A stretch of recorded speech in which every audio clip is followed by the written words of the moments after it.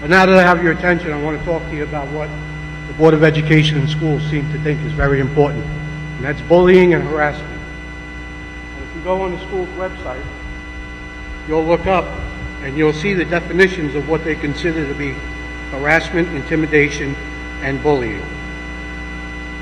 Is reasonably perceived as being motivated by either any actual or perceived characteristic, such as race, color, religion, and ancestry, natural origin, physical or sensory disability, or by any other distinguishing characteristic.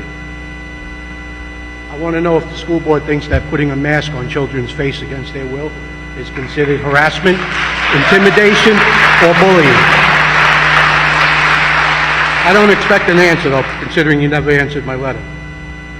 It also says a reasonable person should know, under the circumstances, that the acts will have the effect of physically or emotionally harming a student, or damaging the student's property, or placing a student in reasonable fear of physical or emotional harm to his or her person, or damage to his or her property.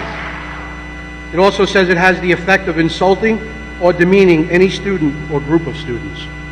I wonder if anybody has bothered to read those things on the website. The Board of Education took time to write them. I'm sure they consulted with someone, but I don't honestly believe anybody cares enough to read it. I do. My son will not be wearing a mask. There is not a living soul that will force a mask on.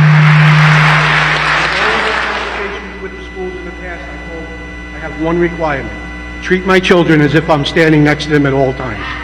Because not one of you would step up while I'm standing there and force a mask on my son's face. 1 minute. It also explains the security, because I'm convinced that you deem us to be a threat. 4 security guards, 4 cop cars, all because we're coming here to ask you not to harm our children.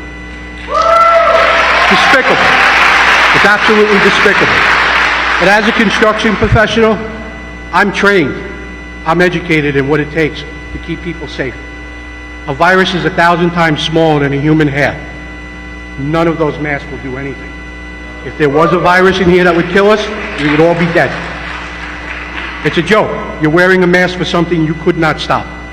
You watch TV when they quarantine a state, a country, a village. Everybody dies unless they're encapsulated with a bubble around their head. But yet you sit here with a mask on for theater, and it's infuriating.